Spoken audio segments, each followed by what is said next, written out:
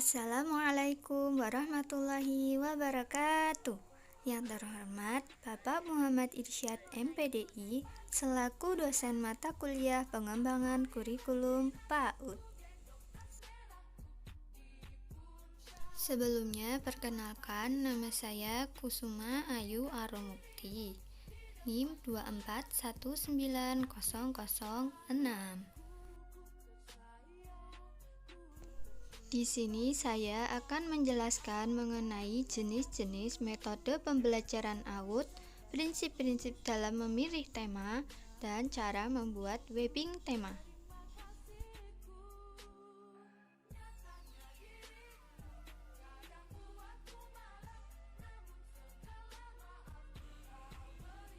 Jenis-jenis model pembelajaran PAUD. Yang pertama ada model pembelajaran klasikal.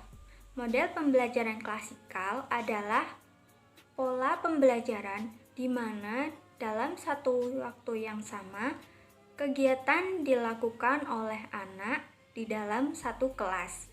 Model pembelajaran klasikal merupakan model pembelajaran yang paling awal digunakan di TK. Dengan sarana pembelajaran pada umumnya sangat terbatas serta kurang memperhatikan minat individu anak. Model pembelajaran kelompok. Pembelajaran kelompok adalah pola pembelajaran di mana anak dibagi menjadi beberapa kelompok. Biasanya dibagi menjadi 3 kelompok dan masing-masing kelompok melakukan kegiatan berbeda-beda. Dalam satu kali pertemuan, anak harus menyelesaikan 2-3 kegiatan dalam kelompok secara bergantian. Apabila dalam pergantian kelompok terdapat anak yang sudah menyelesaikan tugasnya lebih cepat daripada temannya, maka anak tersebut dapat meneruskan kegiatan lain sejauh di kelompok lain tersedia tempat. Namun apabila tidak tersedia tempat, maka anak tersebut dapat bermain pada tempat tertentu di dalam kelas yang telah disediakan guru yang disebut dengan kegiatan pengaman.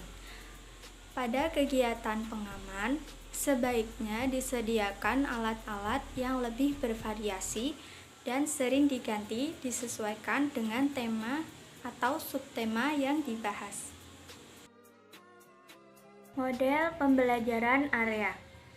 Model pembelajaran berdasarkan area lebih memberikan kesempatan kepada anak untuk memilih atau melakukan kegiatan sendiri sesuai dengan minatnya. Pembelajarannya dirancang untuk memenuhi kebutuhan spesifik anak dan menghormati keberagaman budaya dan menekankan kepada pengalaman belajar bagi setiap anak.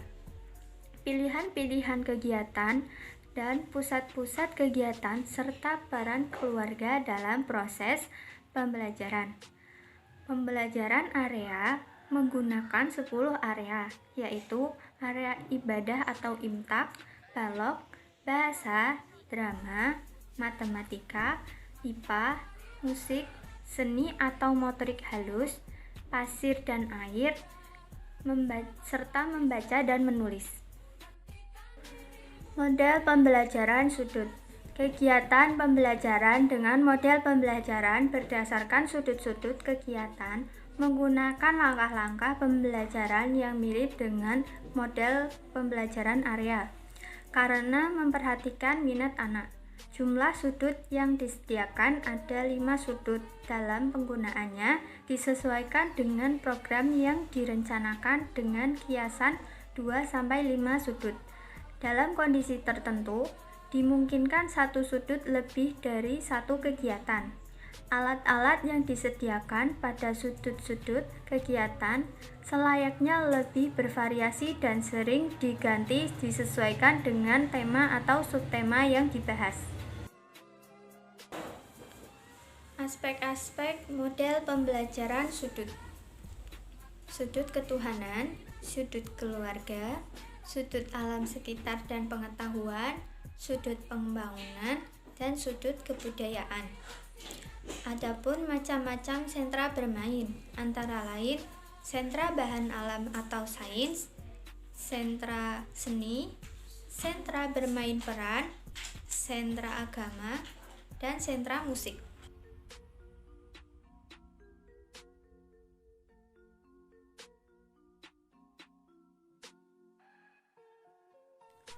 Prinsip-prinsip dalam memilih tema. Dalam menentukan prinsip-prinsip pemilihan tema, menurut Dirjen PAUD dan PMDP PAUD harus memenuhi 4 prinsip, yaitu diantaranya 1. Kedekatan. Kedekatan artinya tema hendaknya dipilih mulai dari hal-hal yang terdekat dengan kehidupan anak, baik dekat secara fisik maupun dekat secara emosi atau minat anak. Tema yang terdekat secara fisik seperti diri sendiri, keluarga, lingkungan rumah, lingkungan sekolah, tanaman, binatang, dan lingkungan alam. Setiap lembaga memiliki kondisi yang berbeda-beda. Misalnya lembaga PAUD yang lingkungannya dekat dengan pantai, maka tema yang digunakan sesuai dengan kondisi lingkungan tersebut. Selanjutnya, kesederhanaan. Kesederhanaan artinya tema yang dipilih sudah dikenal anak agar anak mudah memahami pokok bahasan dan dapat menggali lebih banyak pengalaman. Prinsip kesederhanaan berarti pemilihan atau pengembangan tema diselaraskan dengan perkembangan anak. Tema yang dipilih juga memungkinkan untuk dapat dipelajari oleh anak secara optimal. Berdasarkan prinsip kesederhanaan itu, kita dapat memilih tema, misalnya buah-buahan, dengan subtema pisang, melalui subtema yang sederhana kepada peserta didik, misalnya warna buah pisang, rasa buah pisang, maupun bentuk dari buah pisang. Selanjutnya, kemenarikan. Kemenarikan artinya tema yang dipilih harus menarik bagi anak dan mampu menarik minat belajar anak. Dalam pemilihan tema yang menarik bagi anak, guru dapat melakukan pengamatan terhadap hal-hal yang dekat dengan anak, baik secara fisik maupun emosional, dan pengamatan tersebut harus dilakukan dari jauh-jauh hari sebelum guru menyusun perencanaan pembelajaran. Pengamatan tersebut dapat berupa dengan membaca bahasa tubuh anak, kesukaan anak, kegiatan yang disenangi anak, dan lain-lain. Keinsidentalan. Keinsidentalan artinya pemilihan tema tidak selalu yang direncanakan di awal tahun, akan tetapi pemilihan tema bersifat fleksibel atau dapat juga menyisipkan kejadian luar biasa yang dialami anak. Daya dukung. Daya dukung artinya pemilihan tema disesuaikan dengan kemampuan guru memahami tema dan ketersediaan sarana dan prasarana pembelajaran yang ada di lingkungan sekitarnya. Pembahasan tema harus didukung oleh ketersediaan sumber belajar, misalnya buku-buku, alat permainan edukatif, dan narasumber.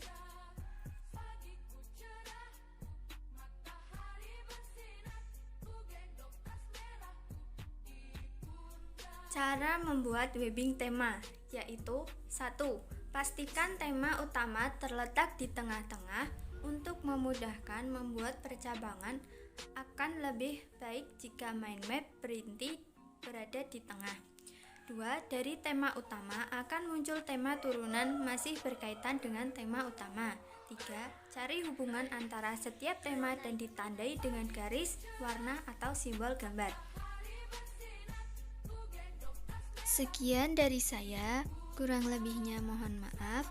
Wassalamualaikum warahmatullahi wabarakatuh. Terima kasih.